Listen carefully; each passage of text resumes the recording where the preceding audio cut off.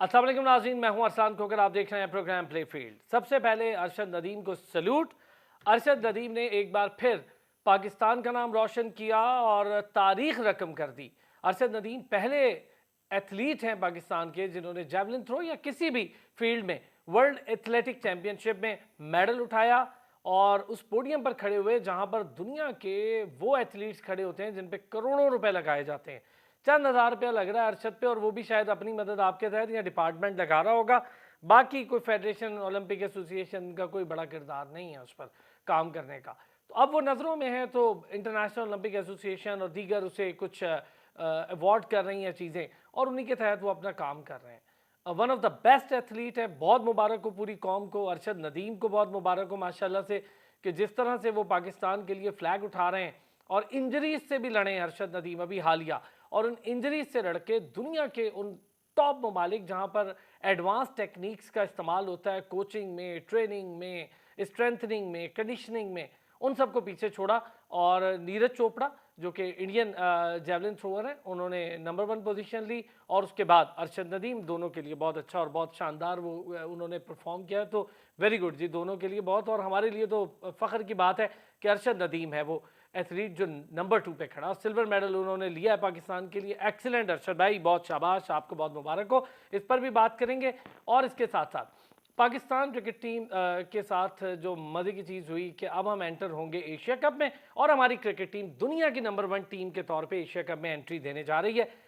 ये भी एक बड़ी अचीवमेंट है बाबर आजम और उनकी टीम के लिए और पीसीबी के लिए। पीसीबी का इजलास हुआ, बड़ी बड़ी मंजूरियाँ हो गई। सोलर पैनल के तौर पे नस्ब हो रही हैं चीज़ें अब मुख्तलिफ स्टेडियम्स पे जहाँ पे बिजली की भी बचत हो जाएगी। ये एक अच्छा फैसला है। फिर ब्लाइंड क्रिकेट के लिए ग्रांट की मंजूरी और बजट 2023-24 का बजट भी मंजूर हो गया। ज़का अशरफ ने ये इजलास की सदारत की। कराची में हुआ ये इजलास, जिसको बहुत अप्रिशिएट किया गया कि लाहौर से निकल के ये इजलास किया गया कराची में। पाकिस्तान फुटबॉल फेडरेशन एक जगह पर मौजूद और वहीं पर मौजूद, उस पर भी बात करेंगे। हॉकी बड़ी मज़े की चीज़ है, आईपीसी ने मुअत्तल किया और पता नहीं कैसे अपनी मदद आपके तहत ब्रिगेडियर सजाद साहब ने उसको फिर बहाल कर लिया। वो हो गई है बहरहाल बहाल किसी अपनी मदद आपके तहत, अब उस पर भी थोड़ी सी बात करेंगे। उससे बड़ा मामला, एक बड़ी खबर है, वो है पंजाब स्पोर्ट्स बोर्ड से जुड़ी। पंजाब स्पोर्ट्स बोर्ड में बड़े लेवल पर माली बेज़ाब्तियों का इंकशाफ हुआ है और वहाँ पर बड़ी बड़ी करप्शन का इंकशाफ हुआ। ऑस्ट्रोटर्फ बिछाने में और पंजाब स्पोर्ट्स बोर्ड की गाड़ियाँ इस्तेमाल करने में, पेंट करवाने में, पंखे लगवाने में, इस हद तक करप्शन का इंकशाफ हुआ। और ये इंकशाफ को हम खुद नहीं कर रहे हैं, बल्कि ये इंकशाफ पंजाब स्पोर्ट्स बोर्ड के डायरेक्टर्स या अफसरान की जानिब से हुआ है। इस पर भी बात करेंगे। Shoaib Jatt senior sports anchor हैं, उन्होंने हमें ज्वाइन किया, और मजे की बात ये बताऊं कि शोएब जट की ही ये खबर है और ये क्रेडिट भी शोएब जट को जाता है कि उनकी ये बड़ी खबर है, वो ये खबर निकाल के लाए थे। तो हमारे साथ शोएब जट भी मौजूद हैं और सैयद वफा अब्बास सीनियर स्पोर्ट्स जर्नलिस्ट हैं हमारे साथ मौजूद है। दोनों हजरात का बहुत शुक्रिया। शोएब, अगर पहले इससे पहले कि हम पंजाब स्पोर्ट्स बोर्ड पर बात करें, जरा अरशद नदीम को चंद अल्फाज कहना चाहें तो। बिल्कुल जी, अरशद नदीम हमारे वो हीरो हैं और मैं तो कहता हूँ कि वो पाकिस्तान से आगे निकल गए हैं। पाकिस्तान के साथ साथ वो अब एशिया का आइकॉन बन गए हैं कि एक ऐसा एथलीट जिसके पास, आपने बिल्कुल सही कहा कि उतनी ज्यादा तैयारियों का मौका नहीं जितना नीरज चोपड़ा को मिलता है, उतने ज्यादा फंड्स उसको नहीं मिलते जितने नीरज चोपड़ा को मिलते हैं, उतनी ज्यादा सहूलतें अरशद नदीम को नहीं मिलती जितनी नीरज चोपड़ा को मिलती हैं। लेकिन उसके बावजूद वो जवान है कि पाकिस्तान की शान बनता जा रहा है, पाकिस्तान का परचम पूरी दुनिया में लहरा रहा है और वो एक ऐसी उम्मीद है जिसपे हम सब जुड़ गए हैं। हर कोई इस बात पे यकीन रखता है कि अरशद नदीम द बेस्ट है और वो द बेस्ट करके दिखाएगा। बस थोड़ा सा इसमें ऐड करूंगा, मुझे अच्छे से याद है कि कर्नल आसिफ जमान थे पाकिस्तान स्पोर्ट्स बोर्ड के डायरेक्टर जनरल, उन्होंने पूरा एक प्रोग्राम तरतीब दिया था जिसमें इन्होंने जर्मनी जाके उसी कोच से, अगर मैं गलत नहीं हूं, जिससे नीरज चोपड़ा ट्रेनिंग लेते हैं, उसी से जाके ट्रेनिंग लेनी थी, सारे मामला करने थे। वो सिलसिला शुरू भी हो गया, सारे मामला हो गए, फिर अचानक क्या हो गया, कर्नल आसिफ जमान चले गए, क्लोज कर दिया गया। इससे नहीं, लेकिन उसके बाद वाले तो देख सकते थे ना, ये तो अरशद नदीम और पाकिस्तान का मामला था, कर्नल आसिफ का मामला नहीं था। इसके साथ आपको एक और बड़ी ही मज़ाक खेज बात बताऊं, वफा भाई भी शायद इसमें यकीनी तौर पे ऐड करेंगे।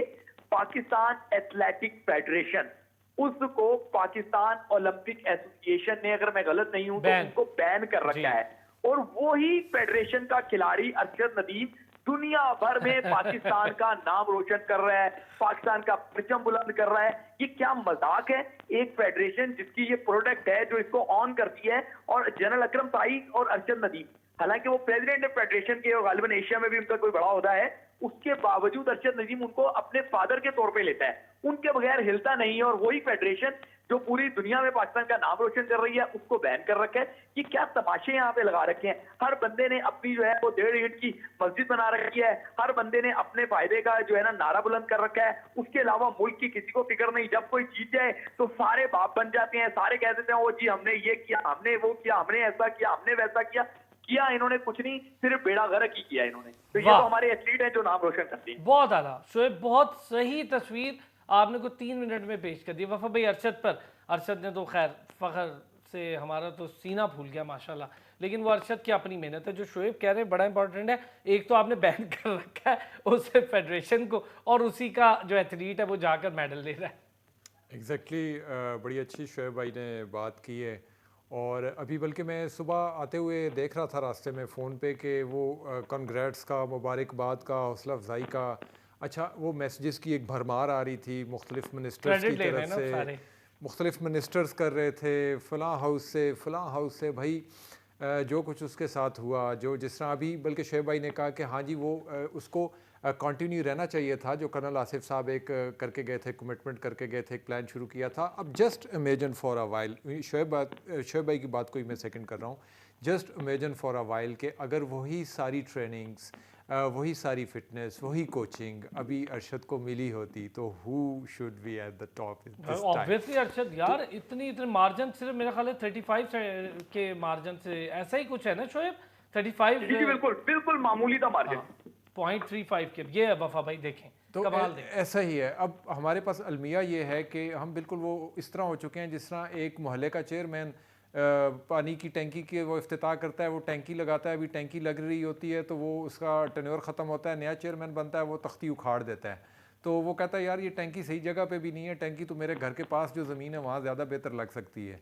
हमारे पास स्पोर्ट्स बोर्ड्स में भी यही हो रहा है। कर्नल साहब के जाने के बाद बहुत सी चीज़ें ठीक है, हमने उनके बल्कि यू आर द विटनेस, बल्कि शोएब भाई भी उस प्रोग्राम में थे जब हमने कर्नल साहब पे होने वाले जो इल्ज़ामात थे उनसे पूछा कि ये चीज़ें हो काफ़ी ज़्यादा चीज़ें, बल्कि आप डॉक्यूमेंट्स उसके लेकर आए। एग्जैक्टली बहुत सी चीज़ें थी और कर्नल साहब सेड के टॉक टू मी, मैं आपको क्लियर कर देता हूँ। लेकिन जो गुड थिंग्स वर स्टार्टेड, अच्छा वो कहाँ पे हैं, बाकी जो स्टोरी अभी खैर आने वाली है, शोएब भाई ने जो इसको डिस्क्लोज़ किया है, ये अलमिया बन चुका है। और मैं ये सोचता हूँ कि अगर बराबर के मुल्क की तरह हमारे मुल्क में भी एक गंगा जमुना होती और उसमें नहा के पाप धोए जाते तो हमारे स्पोर्ट्स बोर्ड के ड्राइवर से लेके गेट कीपर से लेके डीजीज तक उनकी बारियां ही ना ख़त्म होती, बाकी पब्लिक इंतज़ार करती है। ये बात आपने बड़ी।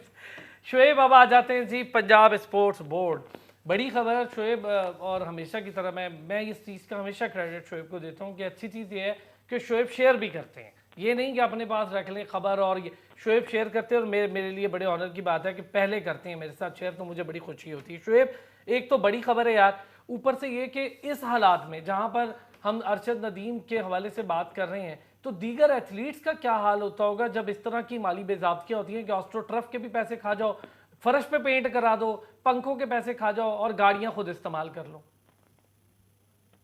पहले तो बहुत शुक्रिया आपका कि आप अपनी इज्जत अफजाई करते हैं, और यकीन करें मैं इसका बरमला एतराफ़ करता हूँ, मैं आपसे भी बहुत कुछ सीखता हूँ। बहुत सारी चीजें जो है वो मुझे आपके शो से मिल जाती हैं, तो जिन पे मैं काम करता हूँ। देखिए ये director general sport board doctor Asif Tufail हैं, जिनके खिलाफ बगावत बुलंद हुई है, अलम बगावत, और वो अलम बगावत उनके अपने सब ऑर्डिनेट्स ने किया है। उनके अफसरान जो थे महकमा पंजाब स्पोर्ट बोर्ड के, उन्होंने ये अलम उठाया, और उसके बाद जो खौफनाक किस्म के इंकशाफात हुए उसमें से 3-4 का सिर्फ जिक्र कर लेते हैं वरना पूरा प्रोग्राम निकल जाएगा। 35 लाख रुपए का बेड जो है सोने के लिए पटखेला से खरीदा गया, और एक खत वजीर आला को लिखा है इन अफसरान की जानिब से, और उस खत में उन्होंने इल्जाम लगाया है कि ये 35 लाख रुपए जो एक बेड, पता नहीं पाकिस्तान के प्राइम मिनिस्टर को भी इतना महंगा बेड नसीब होगा या नहीं, तो उस पे आराम करने के लिए जो खरीदा गया उसकी अदायगी भी पाकिस्तान पंजाब स्पोर्ट बोर्ड के वसाइल से की गई। उसी खत में इंकशाफ किया जा रहा है कि करप्शन करने के लिए जो स्टेडियम के कॉरिडोर हैं उनके फर्शों तक को रंग कर दिया गया। अंदाजा लगाएंगे पता नहीं किस नौयत के फर्श होंगे कि उनको भी रंग किया गया है। फिर आपने देखा होगा वहां पे पंजाब स्पोर्ट बोर्ड के जो स्टेडियम्स हैं उनके स्टैंड तो ओपन स्टैंड हैं, उनमें पंखे लगवाए गए हैं। ठीक है ना। इसी तरीके से जो ट्रफ वहां पे बिछाई गई है, उसकी लागत जो अप्रूव हुई थी कि 12 करोड़ होगा, तो आइन के मुताबिक उसमें ज्यादा से ज्यादा 20% जो है वो इजाफा किया जा सकता है जो अप्रूव हुआ हो, लेकिन वो 16 करोड़ की किया गया। फिर उस पूरे प्रोजेक्ट को रिवाइज करने के नाम पे 40 करोड़ पे जो है ना वो खर्च दिए गए। 36 करोड़ पे जो है वो ये रंग रोगन, फर्श रंग करना, ग्रिलें लगाना, ये वो इन सब पे जो है वो खर्चे गए। और तो और उस खत में जो इनके अफसरान ने लिखा है, ये मैं और आप बात नहीं कर रहे कि हम दावे करें, ये इनके अफसरान इल्जाम लगा रहे हैं कि उन्होंने अपने ड्राइवर को ही जो है वो ठेकेदार बना दिया। यानी कि जितनी जो है वो फैजियाब होना है वो खुद ही होना है। तो अब आप इससे अंदाजा लगा सकते हैं। और एक आखिर में खौफनाक बात बताऊं जो उस खत में लिखी है, उस खत में ये लिखा है कि जो फैसिलिटी है पंजाब स्पोर्ट बोर्ड की, उन पे डॉक्टर आसिफ तोफैल जो डायरेक्टर जनरल हैं, उनकी फैमिली आके जब खेलती है तो एसी ऑन किए जाते हैं, लाइट्स ऑन की जाती हैं, तमाम लोगों को साइडलाइन कर दिया जाता है। जब उनकी फैमिली वहां से चली जाती है खेल के, उसके बाद एथलीट्स को अंदर आने की इजाजत होती है और फिर एसी भी बंद कर दिए जाते हैं, लाइटें भी बंद कर दी जाती हैं। कितना बड़ा अलमिया है। मुल्क का नाम एथलीट्स ने रोशन करना है या डीजी साहब के बच्चों ने रोशन करना है। एक छोटा सा ब्रेक लेता हूँ, वापस आता हूँ तो वफा भाई से, शोएब भाई से थोड़ी सी बात और भी करते हैं। एक बात ये है जो इम्पोर्टेंट है, जो मैं अभी ज़रा तस्दीक भी कर लूँगा कि जब पेंट वाली बात कर रहे हैं तो फ़र्श पे पेंट करा दिया जहाँ पे पेंट की ज़रूरत नहीं है। फ़र्श पे कौन पेंट कराता है, वहाँ भी पेंट करा रहे हैं। और ये पेंट जो है ये मुफ्त ऑफ़र की गई थी, लेकिन अगर नहीं जी मुफ्त नहीं लेंगे, हम बड़े गैरतमंद हैं, हम तो पैसे ही देंगे, पैसे खर्चेंगे और ज़ाया करेंगे इस पर। वापस आते हैं ब्रेक से, इस पर बात करते हैं।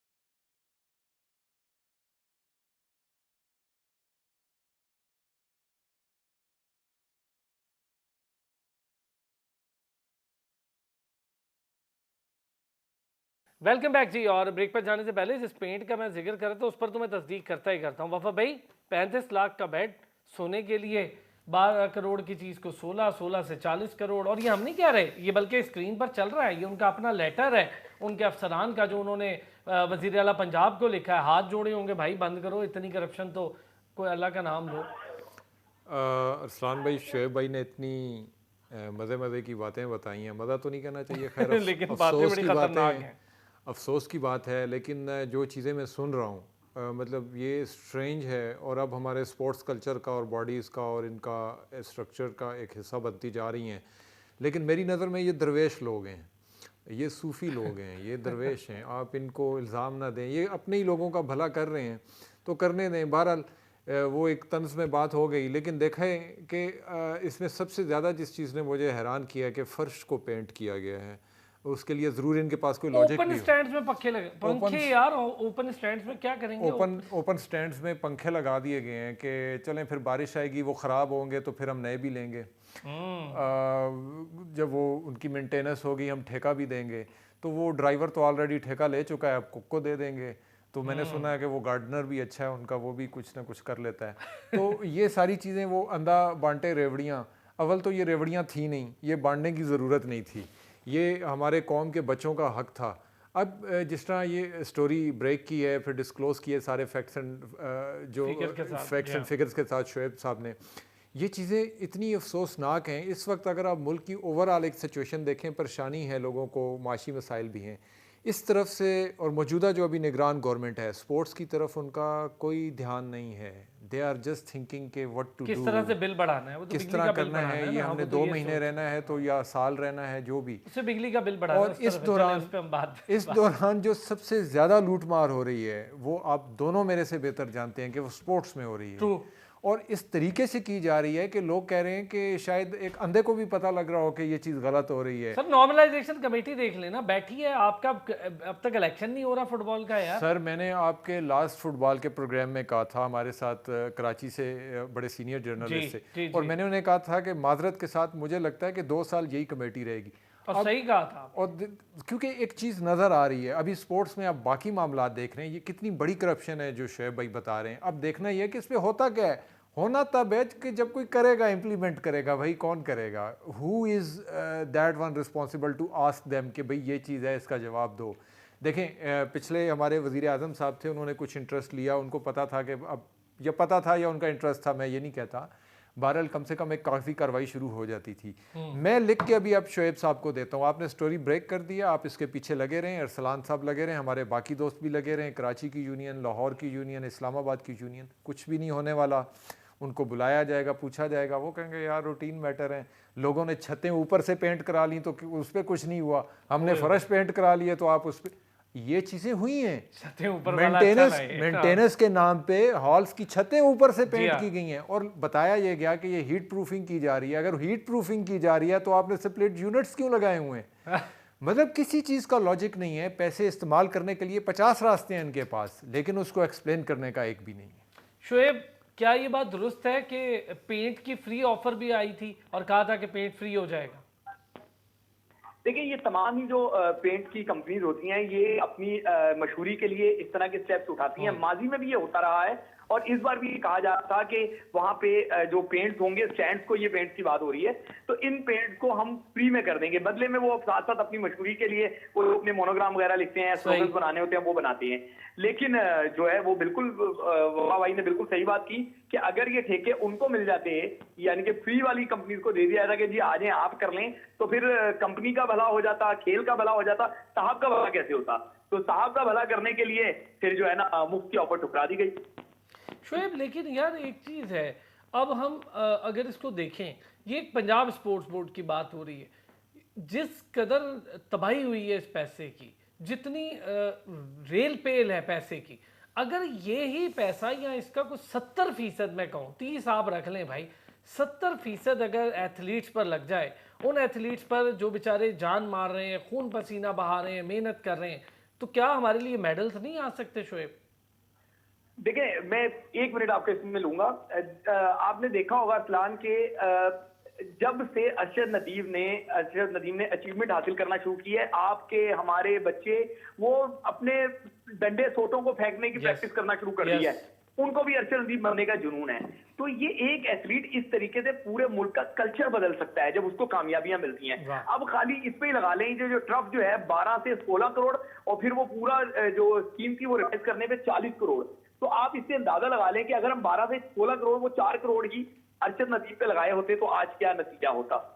आज आपको नतीजा बिल्कुल बरक्स मिलता। आज हम गोल्ड मेडलिस्ट होते, हमारा पड़ोसी सिल्वर मेडलिस्ट होता। ओलंपिक 2024 आपके सर पर खड़ा है, आपने किया है। सब काम तो पाकिस्तान एथलेटिक फेडरेशन कर रही है। हर बंदा जो है वो सिर्फ फोटो लगवाने के लिए बातें कर देता है। अब जी 50 लाख रुपए अरशद नदीम के लिए इनाम का ऐलान कर दिया, बहुत अच्छी बात है। आप 50 लाख अभी इनका ऐलान किया, अगर आपने उस पर ये 4 करोड़ जो करप्शन की नजर हो गए, इन 4 करोड़ से 2 करोड़ भी उसके ऊपर लगाए होते तो आज हम जो है गोल्ड मेडलिस्ट नेशन होती। अच्छा शोएब, एक चीज अगर मैं इसमें ऐड करूं आपकी इजाजत से और वफा भाई की, अभी जो कॉन्टिजेंट जाएगा एशियन गेम्स के लिए, उसमें को 300 के करीब खिलाड़ी तो अनाउंस कर दिए हैं, लेकिन आपको शायद अगर पता हो, आपको तो पता ही होगा, वफा भाई को भी, उसमें से ज्यादातर 100 से भी ज्यादा खिलाड़ियों को कहा कि अभी पैसे नहीं है, आप स्टैंड बाय पर रहें। बिल्कुल ऐसे ही है। 222 रुकनी दस्ता जो है उसमें जाना है, जिन्होंने जाके पार्टिसिपेट करना है वहां पे। और पाकिस्तान हुकूमत ने जो 200 मिलियन पाकिस्तान स्पोर्ट बोर्ड ने उनसे मांगे थे, वो अभी तक उनको रिलीज नहीं किए। जब ग्रांट रिलीज नहीं होगी तो कैंप्स नहीं लगेंगे, या कैंप्स रुकेंगे, या कैंप्स प्रॉपर नहीं लगाए जाएंगे, तो नुकसान अल्टीमेटली मुल्क का ही होगा। यहाँ मुल्क के नुकसान की किसी को फिक्र नहीं है, अपने नुकसान की सबको फिक्र है। जिसका अपना खांचा मर रहा होगा, आप देखिएगा, उसको फास्ट ट्रैक भी लगाना आता है। वो सरकारी जुबान में कहते हैं फाइल को पैर लगाना भी आते हैं, तो वो फाइल को पैर भी लगा देता है, फाइल अप्रूव भी करवा लेता है, फिर वो फंड भी निकल जाते हैं। फिर वो ये जो पंजाब की करप्शन आप बता रहे हैं, इसमें टेपरा रूल एक होता है कि इख्तियार आपने दिया 5 करोड़ का, एक प्रोजेक्ट में ये भी हुआ, और फिर उसके बाद 5 करोड़ के बाद वो इश्तिहार कैंसिल कर दिया गया और 10 करोड़ में वो प्रोजेक्ट दे दिया गया। मतलब जिसका 5 करोड़ बनना था वो 10 करोड़ हो गया, डबल हो गया। तो इसे कहते हैं फाइल को पैर लगवाना, कि आप सारे रूल्स को भी खत्म कर देते हैं। तो दिल दुखाने वाली बातें जितनी करेंगे उतना ही दिल दुखेगा। वफा भाई, ये देखें ना, आप 222 एथलीट्स ने जाना, 300 के करीब लोगों को ओके किया था, फिर कहा कि अच्छा एक ब्रेक। वफा भाई, मैं आपका इस पर व्यू लेता हूँ, एक ब्रेक के बाद, यार पैसे नहीं है हमारे पास। पाकिस्तान स्पोर्ट्स बोर्ड कहता है जी गवर्नमेंट से अभी तक फंड ही नहीं मिला है, और हम एथलीट्स को रोक रहे हैं कि भाई आप स्टैंड बाय रहें, पता नहीं आप जाते हैं या नहीं जाते। उस दिन गजाला बताकर गई हैं हमारे प्रोग्राम में, बैडमिंटन चैंपियन है, कि यार माहूर और मुराद तो हैं, लेकिन 2 लोगों को और कहा गया, लेकिन अभी कहा है कि पैसे नहीं है तो आप स्टैंड बाय पर रहें, आपको भेजेंगे। ये हाल है हमारा। वापस आते हैं ब्रेक से, इस पर भी बात करें।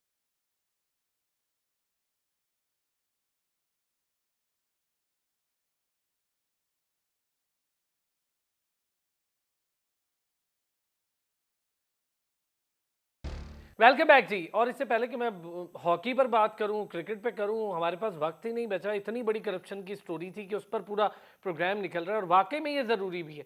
वफा भाई, अब 222 लोगों को भेजेंगे, उसमें से भी कम कर रहे हैं। 300 को तो कहा था, लेकिन स्टैंड बाय करके 222 हो गए। अब उनको भी कहा जा रहा है फंड नहीं है तो बैठे। मैं बता रहा हूँ, मेरी शो में गजाला कहकर गई हैं कि हमें कहा गया कि अभी आप ज़रा स्टैंड बाय रहें, फंड हुए तो हम भेजेंगे।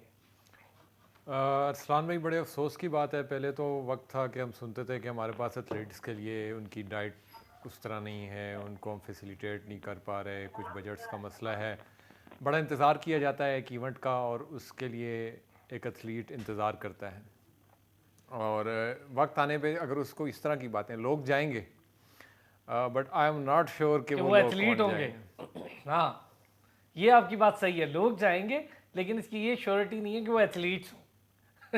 उनके साथ कोच चले जाएंगे, उनके साथ उनके वो ट्रेनर्स चले जाएंगे उस नाम पे। ये बात सही है वफा भाई आपकी। वफा भाई, अब हम अगर इस पर बात करें, यार यही पैसा अगर हम इतना जो ज़ाया कर रहे हैं, यार ये एथलीट्स पे लगा देते। अच्छा चलिए, मैं ज़रा एक शुएब से एक चीज़ पूछता हूँ, फिर आपके पास आता हूँ इस पर। शुएब, एक तो यार थोड़ा सा हॉकी पर भी कर लें बात, फिर ज़रा इस पर भी कर लेते हैं।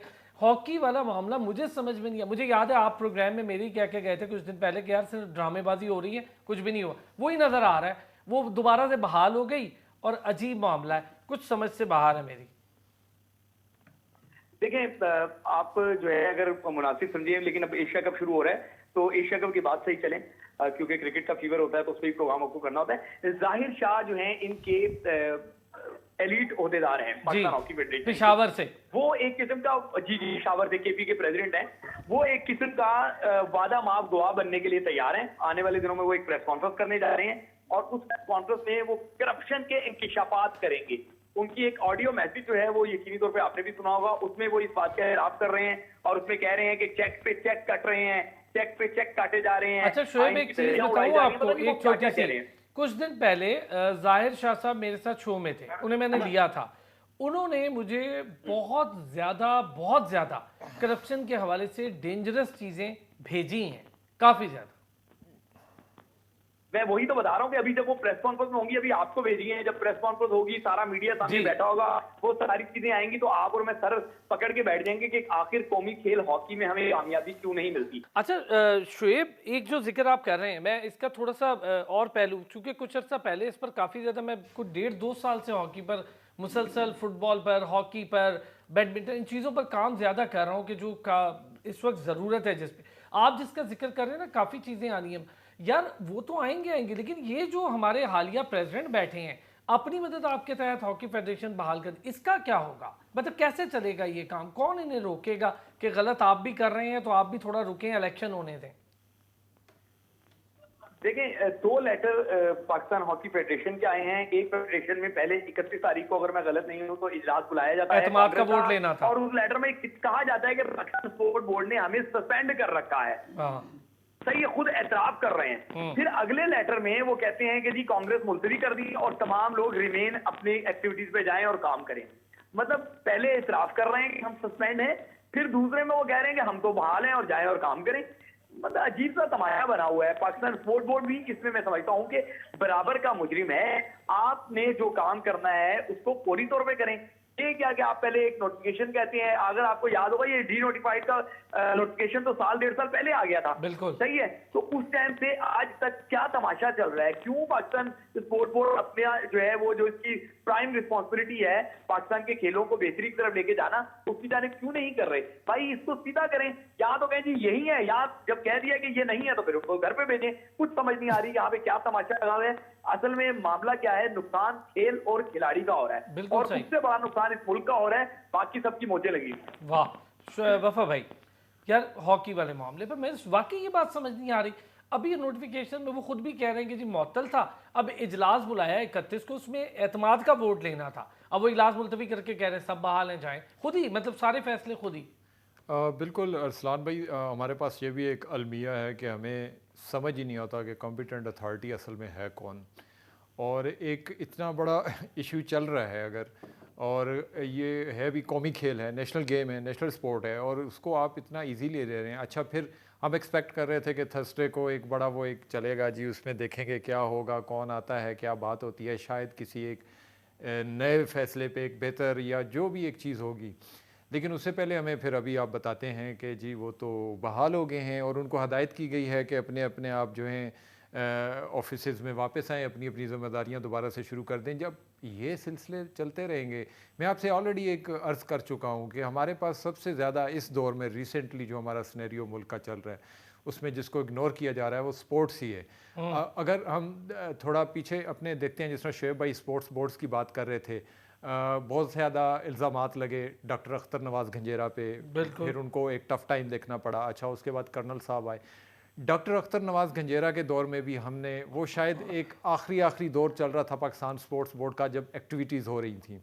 आसिफ ज़मान साहब ने आके थोड़ी कोशिश की, उन्होंने भी कुछ एक नई चीज़ें इंट्रोड्यूस कराने की शुरू की, दूर दराज के इलाकों के खिलाड़ियों को लाना शुरू किया। अभी क्या चल रहा है, वही सेम सिचुएशन है जिस तरह शोएब भाई ने स्टोरी ब्रेक की, लाहौर की, पंजाब की, इस्लामाबाद में भी यही है, बाकी एरियो में भी यही चल रहा है। सिर्फ ये समझा जा रहा है कि इनको बस लगा रहने दो, करते रहने दो। एक खिलाड़ी जो होता है, देखें बलूचिस्तान से ज़ोब से उठ के आता है, वो इस्लामाबाद आके कैंप में हिस्सा लेता है, फिर वो थोड़ा आपके मुल्क के लिए कुछ लेके आता है, उसके बाद वो बेआसरा है, वो कुछ नहीं कर सकता। हुकूमत चेंज होगी, डीजीज चेंज हो गए, कोचेस चेंज हो गए, बॉडीज चेंज होगी, वो कुछ नहीं कर सकता। वो चीखेगा, एक छोटी मुकामी अखबार में ख़बर लगाएगा, आपके प्रोग्राम में एक शोएब साहब उसके लिए ट्वीट करेंगे, लेकिन उसके लिए जो ऊपर हायर अथॉरिटीज़ हैं वो सो रही हैं।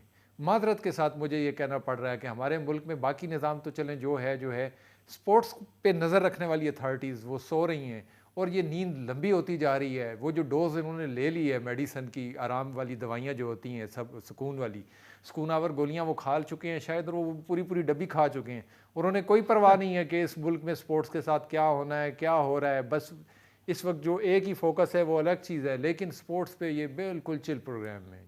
यार शोएब, चले थोड़ी सी बात अब अजमान, मुझे एक चीज ऐड करने दें प्लीज। वो ये कि आप काइंडली पाकिस्तान हॉकी फेडरेशन से ये मालूम कर लें कि उनके लेटर हेड पे कब ये लिखा हुआ आ जाएगा कि पाकिस्तान टीम वर्ल्ड चैंपियन है, बाकी को हम नहीं मानते। यार शोएब बहुत आला बात। अच्छा चले, वक्त की तो कमी इतनी ज्यादा, पता ही नहीं चला आज के शो का, मुझे इतनी डिस्कशन थी। Thank you so much Shoaib Jatt, senior sports anchor journalist और senior sports journalist Wafa Abbas हमारे साथ मौजूद थे। बहुत शुक्रिया आप दोनों हजरात का।